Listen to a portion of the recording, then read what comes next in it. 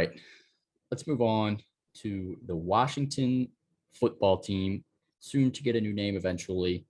We don't know But that. When are they gonna get a new name? I think it's for next year. They're supposed to have a new It's name. been long enough. This year, I think they're still rocking the football team. Egg ball throwers. Yeah, egg ball. All right. Let's start off with their new RB1, Antonio Gibson. Not that new, but new last year. He's primed for another big year after a solid rookie year. Does he have top 5 potential, and where are you targeting him? Top 10? Yes. Top 5? That might be a little too high.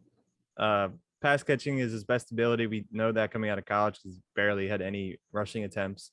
And I think that Ryan Fitzpatrick, for as bad as he may be, maybe not even bad, but he is an upgrade from what they had last year.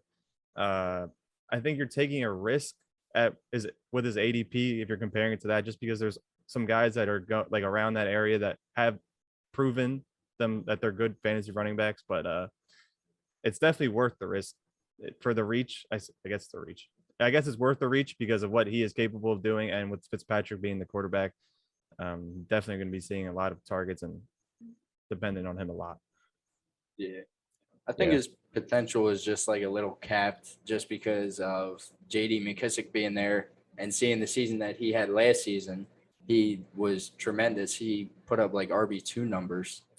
And now the addition of Curtis Samuel as well. And we saw what he did as a rusher while Christian McCaffrey was hurt in Carolina last year. So that could also eat into his volume because he was only averaging, I think, like 14 or 15 touches per game last year. So I do see that going up to maybe like 17 or 18, but his volume is really what's capping his potential for me. Yeah, I think it was just more of the rookie, like easing him into the offense last year a little bit. He started to get more work as the season went on as well, but then he got banged up. But I do think Antonio Gibson has top 5 potential, in my opinion. I think it would be like number 5, like he would sneak in there and kind of shock some people. I really like his game. JD McKissick's another year older. I don't think he's going to be as involved this year. They did say they wanted to get Gibson more involved in the passing game. He's always been a good receiving back. He was really good in college, and he only had 36 catches last year compared to JD McKissick's 80. I think that balances out a little bit more. And I think with that balancing out, I think that really helps Antonio Gibson take that next step. I think he's going to be top 10 most likely for sure. I think he's an RB1 option, but I do think he could squeak into that top 5 also. Yeah, top 5 still is a little too far, but it's close. It is. We'll let you have 5. You're going to say 5. That's pushing it. I like him. I like him a lot. I think he's one of my favorites out of those younger backs. I think he is my favorite out of like Clyde Edwards-Helaire and those guys. That like 12 through 19 rankings, he might be the best one to break top 10. Yeah, and Fitzmagic loves targeting the running back, so he's definitely going to get a few more catches this year. But what about Antonio Gibson's backup, JD McKissick, like we've mentioned a few times here? Is he a value in drafts at this point? He finished last year as RB17, and I already mentioned he had 80 catches, but he's being drafted as RB46. He led all running backs in targets. How? He was getting fed because they were just dumping the ball. Alex Smith was the quarterback. He's very safe. Mr. Conservative. Yeah. Fitzmagic, Fitztragic, one of them. I don't think it's going to hurt Gibson's value, but I think that McKissick is now downgraded and more towards like an RB3 or a flex on like a desperate, maybe not desperate, but on a bye week for sure. You can probably plug him in and hope that it's a game where they're throwing the ball a lot and he has to come in. Yeah. I think at RB46, he's definitely a value, though. He's just not a sexy name. No one's really going out of their way to be like, let me draft JD McKissick. But he still has that potential to be a low-end RB2 this year with the passing game work he could see. I think Fitzpatrick throws to the running back a lot as well, like Smith did. So there were times last year where in our league where Gator himself had McKissick and plugged him in as RB2. Yeah, RB1. And it wasn't even a bad option. Maybe it worked. He was solid. I don't know why he had to do that, but he was getting like 6 catches for like 46 yards. Like, yeah, it was ridiculous. Not that pretty, but he was getting the job done. Right. All right, let's move on to the wide receivers here. We'll talk about Curtis Samuel and Terry in a second, but sneakily they added Adam Humphries as well. seems to be one of Fitzpatrick's favorite targets in camp thus far. Is he worth a late round flyer or no? I think he could be like a cheap Cole Beasley, maybe because they have the same build, but I think he's just a flex option. He didn't have a good season last year. Mainly, he had COVID, but in 2018, he was pretty good on Tennessee. Last year, he just couldn't get it together. But I'm not trusting him. Yeah. I don't really like anybody that's not one of the big names in this offense, like we said. I just think it's going to be too streaky of an offense. I mean, obviously, Terry McLaurin is going to get his, Curtis Samuel as well, and the running backs. But aside from that, the only other weapon I really see is the tight end Logan Thomas, and he's going to eat up a lot of receptions this year as well. Yeah. So I don't know if there's room I guess you could say a fourth receiver, taking the running backs combined as one other receiver. I just don't see enough volume to go around there to make anyone worth drafting. Yeah, I agree with that as well. I don't think Adam Humphries, I think at best he's a late round flyer. Like last round of the draft, you're throwing a dart. Maybe he gets some volume in the slot there, but I just don't see it happening either. I'm with you guys. Just some training camp buzz that I'm ignoring. I think it's more noise. I don't know if it's ignoring because you still mentioned it. Yeah, but like ignoring personally. Like I don't think I'm believing it. All right, let's get in some cap or no cap. Start off with quarterback Ryan Fitzpatrick. Ryan Fitzpatrick has top 12 potential, but will be too inconsistent to target as a QB1. That is the biggest cap. Cap the top 12, no cap the inconsistent. Yeah, definitely. That's true. But you want to know the last time that Ryan Fitzpatrick finished as a top 12 fantasy quarterback? 2001. 2015. It was the year we graduated high school. Where was he? Buffalo? That was the Jets, right? Yeah. Oh, it could have been the Jets, so. yeah. He had Brandon Marshall probably. And yeah, that was a good season. They almost made the playoffs. His prime is well past him by this point. How old is he? He's 38 years old. 90. And his name is not Tom Brady. So yeah, there's we talk about Tom Brady being 43. Why don't we ever talk about Ryan Fitzpatrick being 30? You said 38. He's not winning Super Bowls. Yeah, exactly. He's irrelevant. No one cares. But yeah, I agree. Definitely cap. I don't think he has top 12 potential. I think he could have top 12 potential on like a week by week basis, but not for the whole season. No way. All right. He's the Caucasian Jameis Winston. Yeah. Just throws the ball with his eyes closed. Yeah, but they were on the same team. That was a nightmare. All right. Cap or no cap, Terry McLaurin will be a top 10 wide receiver this season. No cap. There's potential, but I'm saying cap. I think they got a big upgrade at quarterback because what McLaurin had to deal with last year in Dwayne Haskins and Mr. Conservative Alex Smith, who didn't throw the ball past 15 yards downfield. He had Haskins for did Haskins even play? He had like 2 weeks, I think, right? And who else? Taylor Heineke. Oh yeah, Kyle Allen. So he just did it with whoever he could, and he still finished wide receiver 18. So I think the steady quarterback and his big playability mixed in with Ryan Fitzpatrick liking to air the ball out, I think that's just a match made in heaven for him. So I think he is going to have a much better sophomore season. And of course he's going to finish top 10.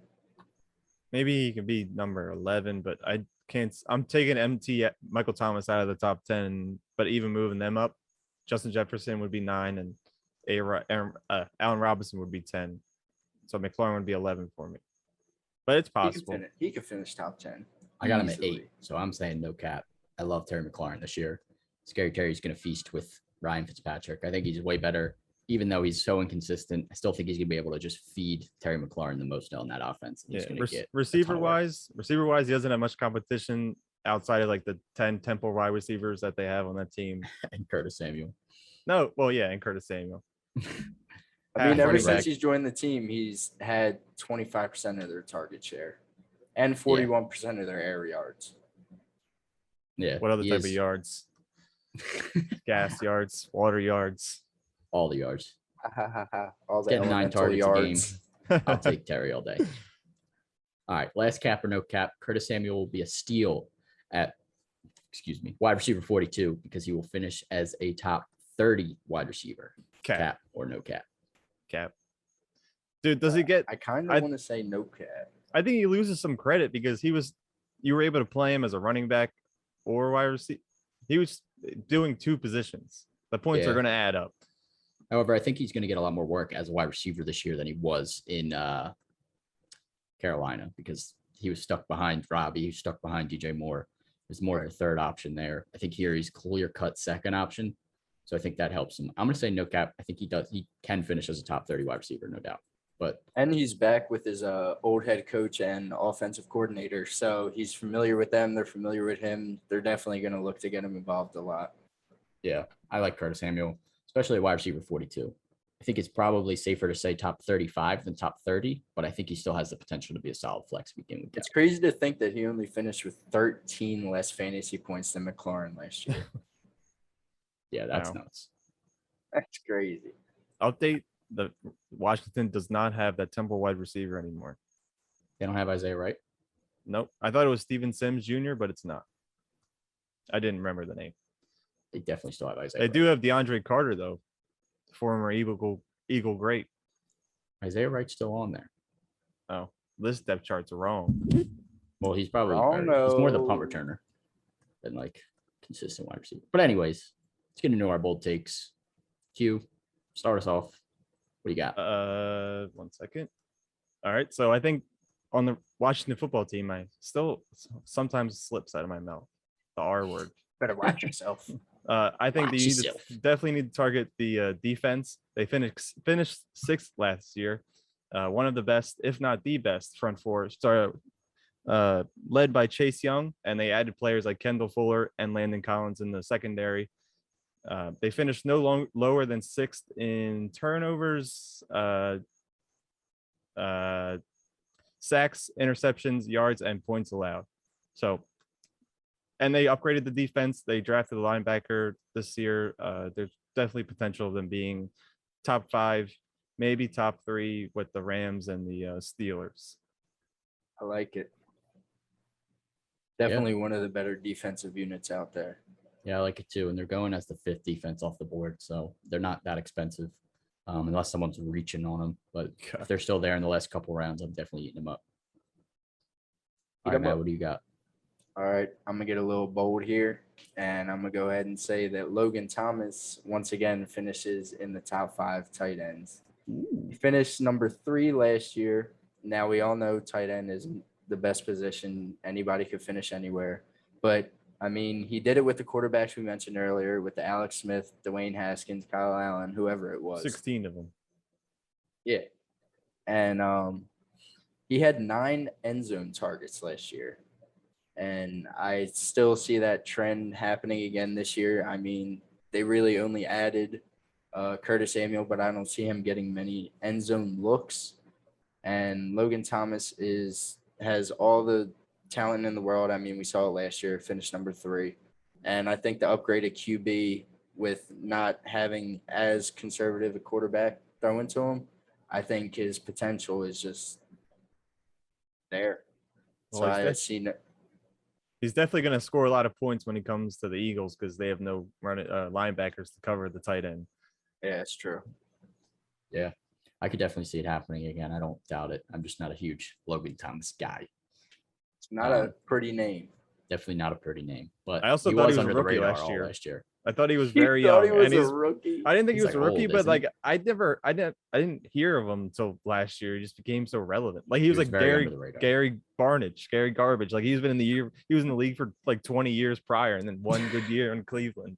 Because I think before last year he had like 30 some receptions in his career. Yeah, or something like minuscule like that. Came out of nowhere, crazy. But I'll finish this off here with the Washington football team. I'm just targeting J.D. McKissick. I know I mentioned I like Antonio Gibson a lot, but I'm still targeting J.D. McKissick with that ADP of RB46. Definitely taking him, like we mentioned already multiple times. He was RB17 last year, 80 catches, led the league in running back targets. I think that goes down a bit, but I still think he's going to be a solid flex option and that you're going to be able to get super late in drafts. So I'm targeting J.D. McKissick in all my drafts as my RB4 or RB5 territory. upside to start him pretty much as my flex every single week. That would be juicy. I like it. Juicy, juicy, juicy. Did it last year. Exactly. Could see it happening again. Same offense, not much has changed.